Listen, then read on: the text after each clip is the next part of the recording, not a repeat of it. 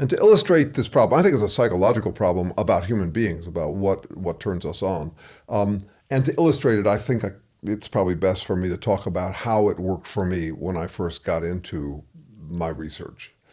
I About 30 years ago, I was going through a rough patch. My marriage was falling apart. My wife was falling in love with someone else, and I was consumed by intense jealousy and fear. I'm a human being, and anxiety comes easy to us. We can imagine the future, and I was imagining a pretty dismal future. I was looking at my past and not feeling too good about it either. In fact, it was the only time in my life when I remember really yearning to be here now. It was an interesting tell on my part because now I suspect that anxiety is really what's driving the quest for enlightenment or for being permanently present in the present moment. That is, you can get really scared about the past and future, and the only place you can run for cover is into the present moment, one day at a time, kind of thing. But anyway, yes, I was trying to be present. I had just steeped myself in about 10 years of a kind of ecumenical spirituality. I had lived on a commune for a bunch of years, a spiritual commune, not very branded. It was kind of ecumenical, like I say, and I was trying to be here now. And I realized around that time that I was that the spiritual approach wasn't working for me. It wasn't. What I thought was it didn't feel life-size. It didn't feel like it would carry me through all the difficulties in a life, and I felt like I was sobering up a bit about it, and not sure what to do next. And then some evolutionary psychology fell into my hands. And that was kind of what the gateway into science for me. And I loved it. It felt like exactly what I needed at the time. So this is research into why we would be the way we are given our environment of evolutionary adaptation, where, primitive times and the habits we accumulated in evolution over that time and how they're with us today.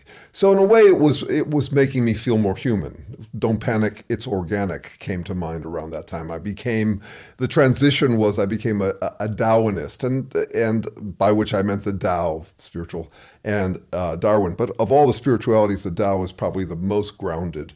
Anyway, I got turned on to it for lots of reasons.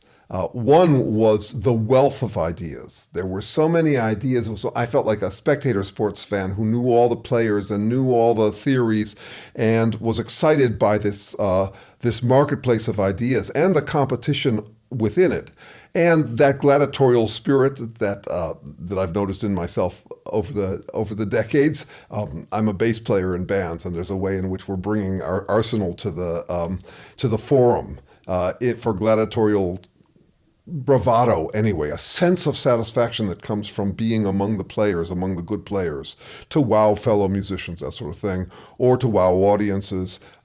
Yes, competitive with musicians too. Anyway, that gladiatorial spirit entered into me, and I rolled up my sleeves and I found the theories that interested me the most, and I became well versed in them, and I could see myself going out into the world and crusading for the theories I thought were important, most fundamentally evolutionary psychology itself, and then on top of that, whatever theories I fancied most, to do battle with other people who had theories of their own, other researchers. Well, there's a lot to read in evolutionary psychology, especially back then. That was a boom for this revival. It was a revival of sociobiology, rebranded as evolutionary psychology. Sociobiology had kind of tumbled down a little bit in favor because of certain things it argued, and it fell into disuse for a while, and then it came back as evolutionary psychology. So there was lots to read. That was around the time I got my PhD. I was reading all this stuff and loving being in among it. And at times overwhelmed by the quantity of stuff I'd have to read. This was before I'd figured out that I do best reading by speed listening to books. I get through one about every week, and I could never have kept up. But back then I could. Back then I was consuming this literature, just reading as much as I possibly could. And at some point I realized there was a problem with evolutionary psychology. I was looking for the right theory, and there were lots of them. There were lots of theories that rang true, that had some empirical evidence to back them up. And there's a fundamental problem with evolutionary psychology. One problem is that it's looking for the evolutionary contribution to our behavior, but it tends to fall into what I call insight overreach, which is a big idea that's so exciting and new that you think it explains everything. But the other one was a problem that's still with us, and it takes many forms in different fields.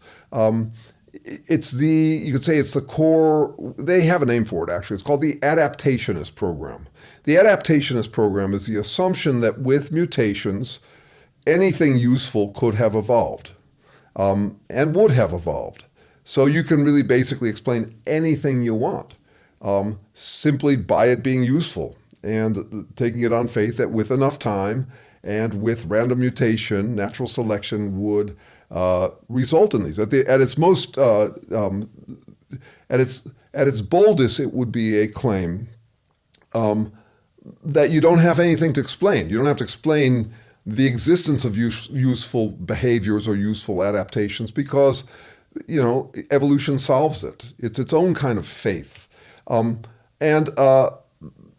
that itself is not a problem. We can do many things on articles of faith, and one of the most fundamental is that there are aspects of the universe that this generation will not get a chance to understand. There may be for later generations to understand, but that there is no fundamental grounding. So we take, for example, on faith that there is something instead of nothing in this universe. One of the bigger questions we point to in philosophy is, why is there something instead of nothing?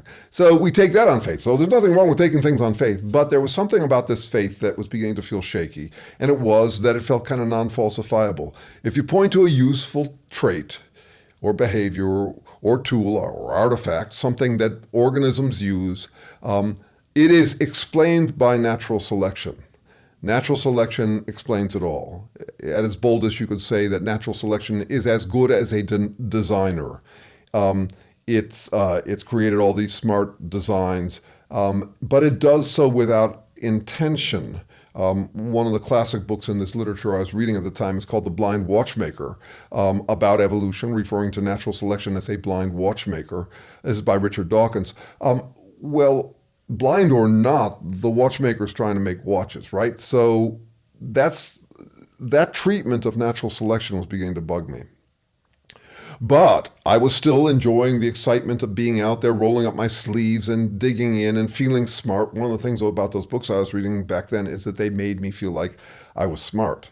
Because I could come up with these models, I could understand these models that connect up behaviors with hormones and chemicals, and it just felt very sciencey and made me feel, around this time I noticed what the New York Times reviewer had said about The Selfish Gene, another book by Richard Dawkins, which makes every reader feel like a genius. And I definitely did. I felt like a genius, not a genius, but I felt like I had stuff to work with, and that this was more than I could expect from myself prior to this when I was spiritual. So I felt like I was waking up, and I was going to conferences and having a blast. Okay.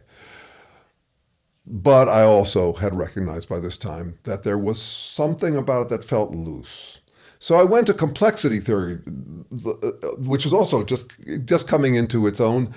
Santa Fe Institute, went to conferences there, classes there, studied what I could of this, read lots again. All of this pointing towards my PhD, and I'm grateful for that. But I also started to notice a problem there. So what I'm talking about is a way in which I was both thrilled and excited and engaged and uplifted, comfortable in my own skin, and at the same time beginning to wonder, how many models can we make? Can we make an infinite number of models? And anyway, I love the competition, but it's a little bit like finding out, competition between theories, but it's a little like finding out that you're competing with not only no judge, but no standard by which to judge. And that was what was getting at me, is that it was great fun to be out there championing our theory or our perspective, kind of like you do in the arts. But the sciences are supposed to be more cumulative than that. If you look at how the physical sciences run, chemistry or physics, when something is found to be true, then the herd of scientists, or you could say the search party of scientists, come to that point, arrive at that point, accept what has been found to be true, and builds on it. And I wasn't getting that feeling. in this interesting area. It's not exactly biology. Biology is, I think of as more like engineering. You're trying to figure out the mechanisms of how things work within living bodies, within living selves. It's reverse engineering, certainly. You're working back from what there is, and you can come up with these models. And it's also very practical engineering. I mean, chances are your life has been saved at least once by some of the findings in the biological sciences, which I'm referring to here as a kind of engineering. And why am I calling it a kind of engineering? Why isn't it a science? I mean, after all, it's got the bench scientists and the labs and all of that, just like in physics. So I think it's because it is lacking a grounding in the most fundamental way. If the sciences are supposed to be explanatory in any way, like explaining how things happen, we've got an explanatory gap. It's huge and it's gaping. And it makes it possible for researchers to feel that giddiness that I felt around evolutionary psychology, and yet still be spinning our wheels, still be talking past each other, still be thrilled that we're making a difference, that we're championing something important, and that we're smart. So that gap was introduced to me by Terence Deacon. So around the time I was studying complexity theory, I met this Harvard, Berkeley neuroscientist. He was at Harvard at the time. He's been at Berkeley most of the time I've known him, but he was at Harvard at the time. He was a neuroscientist. He had just spent 20 years researching and writing a book on the evolution of language in humans, and what language actually is, and how it's structured, and how it would have evolved, the brain science, the neuroscience, the anatomy, the physiology of it. When I read that book, it's called The Symbolic Species, I cried. Not because it was beautiful, not at all. I was humbled by the quantity of science this fellow knew. And he's also a fairly dry writer, so I was crying because it was over my head. I was feeling punked by it. Punked or not, I got to know the guy. And he was receptive because I was curious. And he was supportive too. I was doing work at that time that was echoes of Richard Dawkins' evolutionary psychology. He's a very patient man, very easygoing, talks cheerfully to lots of people. That's an issue sometimes for me with him, is that I sometimes think that people come away from him thinking they understood him when they haven't, because he's dry and he's also extremely warm. But the question he posed, so I'm halfway through my PhD with him, not at Harvard, but he was seconded to me. Halfway through, he posed a question, and I remember my resistance to it. It didn't seem necessary. I already have an explanation for living behavior in natural selection. Why would I need more? My version of insight overreach. That's what I was dealing with at that time. But the question was very simple. We got all this coherence, or the unification of the physical sciences. There's not some big gap between physics and chemistry. We kind of understand and are learning more every day about how physics becomes chemistry, how quantum physics becomes classical physics, that kind of thing. And the biological sciences are, for the most part, also coherent. That is, there's not huge gaps. Continuity is maybe a better word. You know how in movies there's someone who monitors for continuity to make sure that a prop that was here in one scene is also there in another scene from a different angle, that kind of thing. The same thing's an issue in our reality checks. You know, that's how we check reality. We're surprised when something that wasn't there suddenly appears, or something that was there suddenly disappears. That's something we notice. We kind of, out the sides of our eyes. So there's plenty of continuity also in biology and the life sciences to some extent as well. I mean, the social sciences to some extent as well. But there's not great continuity between the physical sciences on the one hand and the life and social sciences on the other. We don't have an explanation yet. And this is what Deacon was posing to me. He was saying, yeah, no, natural selection is really important. It's a brilliant insight, but it'd be an insight overreach to claim that it explains life. DNA is fundamental to our understanding of biology. That's the kind of thing that we did all draw into it. Natural selection and DNA, you could say, were very important in the cultivation of biological science, what I'm calling biological engineering. Biological engineering because it's figuring out how things work with each other, and there is this continuity. But we still don't have an explanation for what a living being is. There's continuity in our understanding of what a living being is, but there's not continuity about what a living being is with respect to physical chemistry, which scientists assume came first. So there's the physical sciences first, and then later there's life science. Now, depending on where you are in the universe and which extraterrestrial you're talking about, it could have been earlier or later, but we mostly assume in the sciences, unlike theology, that there's a sequence of these things. I think of myself as sequidisciplinary. That is, I'm trying to understand how matter, the physical sciences, could ever become mattering. And I'm into that because Terry pointed it out. He showed me that this was a gap. We do not have an explanation for how life emerged from physics. And it's not enough to say that it emerged. Emerge is a question. How? How did it emerge? How would you ever get a living being to spontaneously emerge? That is, by accident, beings with purposes, like the struggle for existence, came into being. So how? He raised that question for me. We've been working on it ever since. And now when I look at what goes on in the fields that are like evolutionary psychology, they could be biophilosophy, they could be philosophy, they could be psychology is certainly one of these, sociology, all of these. I see the thing I experience, which is I see researchers who are making models, often line in box diagrams or things like that, models. They're drawing things out as a kind of engineering, but easier than engineering because you don't actually have to implement. You're just trying to describe or explain how behavior, living behavior works, or how psychology works, or how epistemology would work in philosophy, something like that. So you're basically just diagramming it, and you don't have to do the reality check of actually implementing it. I mean, in biology, in practical biology, let's say medicine, or in electrical engineering, yeah, you diagram it out, but then you have to go further than that, and you actually have to implement it. And if there are gaps in your understanding of what's going on, something that you can diagram or describe in words, even profound sounding words, you can posit modules, that there's a part of evolutionary psychology was full of this. There's a module for this, module for that. It's basically a kind of an engineering program, but again, you don't have to implement it. You just have to duke it out and argue it out among fellow colleagues and have all that gladiatorial fun that I had. And I still have it, but I think I have it on behalf of the judge of this gladiatorial, this thrilling marketplace of ideas.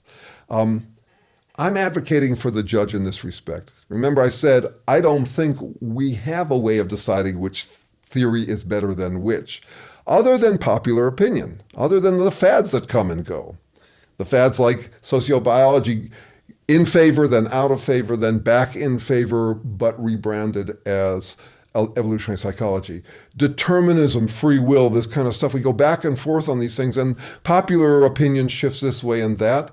And there are different factors that survive falling out of favor. There are little seeds of it that continue forward, but it doesn't have a judge other than popular opinion. And that's the fun of it. That's the professional fun of it. So if you are an advocate for a theory, one of these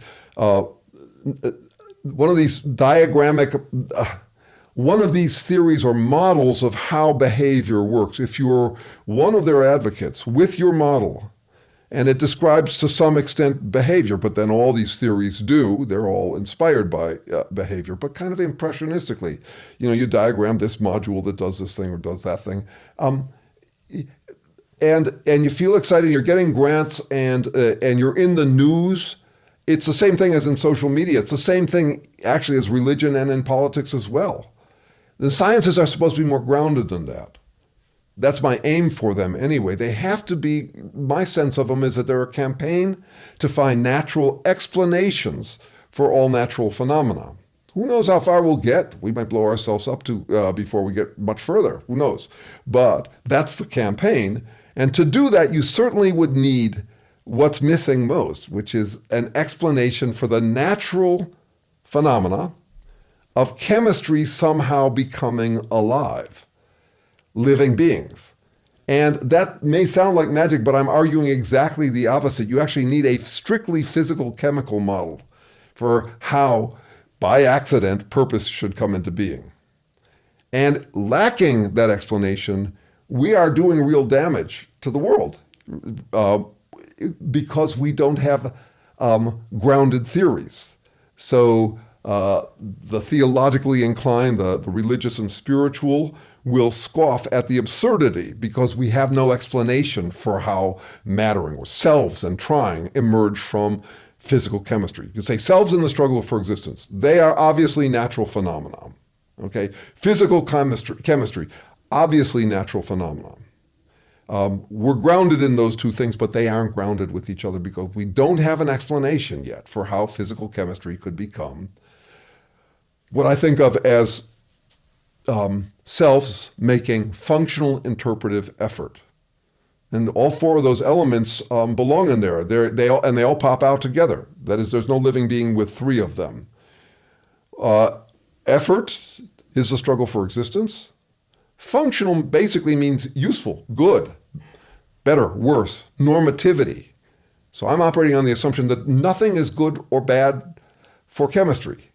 Chemistry is not trying to do anything. It's not making effort, and so there's no reason why it would evolve functional effort. It did with us, but I'm operating on the assumption that there is no function or trying in physics. There's not even a tendency, like a disposition as if it will simply reliably fall towards the emergence of life. So you got functional effort made by a self, and it's interpretive effort. This is one of the biggest problems we've got right now. The problem that I'm describing is that when you're making one of these models, you can draw an arrow from one box to another, and you can leave it ambiguous what that arrow implies, because there's billiard ball cause and effect and all its complex variants, all the pushes and pulls of physics. And then there's means to ends interpretation. That is, in our functional effort, in our struggle for existence, then we are responsive to our environment, and it's different from, let's say, the response of a table when you whack it. Our response isn't like that.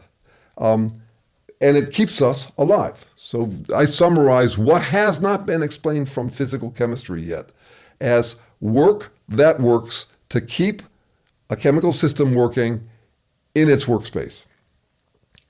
That's what we have to explain. And I'm telling you, I read a lot of researchers and I hang out with a lot of them. And most people in that world are not particularly interested in that question. Or if they are, they're usually championing a theory that equivocates. Basically, it smuggles some of those concepts like function, effort, interpretation, and selves. It kind of assumes them away and equivocates. So the example I always bring up would be if you read in a science book, like let's say one by Robert Sapolsky, that a certain chemical triggers a certain motivation. Okay, trigger's a vague word. Is it cause and effect? That's what it sounds like. But when you pull the trigger, that's intentional. Where is the intention in this thing? Where is the self struggling for its existence? I know it's operating within a self that's struggling for its own existence, but a motivation, which is what all selves would have, even the simplest organisms, they have a will to live. They struggle. They make functional interpretive effort on their own behalf. So they're selves. It's either assumed or assumed away, and it leads to a kind of equivocation, where you end up with an engineer's black box that says motivation. So you got hormone, which is a physical chemical, and then you've got an arrow, and then you've got a box that says motivation, or something like it. And yet you still haven't explained what a motivation is because you still don't know how life emerges from non-life. Now, theologians have been having fun rolling up their sleeves and championing their own versions of things for millennia, championing the theories and advocating them. And from a therapeutic perspective, there is some traction. There's wheels on the ground. That is, if you're talking about things that will bring people psychological comfort, yes, by trial and error, there's been a whole lot of grounding in that. And in general, all of theology has moved towards what works most effectively. Branded differently and with nuances in there, diagrammatic models of how the world works. But I want to point to this excitement, this distracting excitement, like what I felt around evolutionary psychology. I want to point to that and say, let that not be so great a distraction that we don't remember that making models is easy if they're completely ungrounded. And ours are ungrounded on the front end and on the back end. So on the back end, we still don't know how life emerged from physics. And on the front end, we don't have to build these beings we have diagrammed out. We don't have to build them. We build machines that act like them, say computers and AI, are built off of models that were taken from life. They're caricatures. They're caricatures of living systems. And we are implementing tools. So psychology, you could say, medicine is generating really productive tools, right? That's why we think that's why we find it so credible. Medicine is, psychology is, theology is. That is tools, making tools. But we're doing this still without a recognition that we don't yet know how life emerges from non-life. And everybody's having a gay old time talking up their theories and feeling excited, feeling comfort in their own skin, the way I did around evolutionary psychology. And we are making these tools, and then we're getting into debates about whether they could be alive or have some of the features of life. And that's a whole new arena. Is AI alive? It's a very exciting place to play these days. And there are people who are really raking up the status from making their arguments and counter arguments. You got all those models once again. But how are you going to answer that question? What judges the debate, other than popular opinion, if we don't know what a living system is? Now, so Terry and I have been working together for 25 years. He's definitely the lead on this project, and I have learned so much being with him. And we have a theory. It's a strictly chemical model for how life could emerge from non-life. And we've written it up lots of different ways. He writes his longer, denser books and academic articles. I write a few academic articles, but not many. I mostly write for an accessible audience. And yeah, I'm promoting my model, our model, Deacon's model. Yeah, I'm promoting Deacon's model. But that's not the part I'm banking on. I'm banking on more people letting go of the excitement enough to face this question squarely and roll up their sleeves and try to understand how life could emerge from physical chemistry. It doesn't have to be our theory.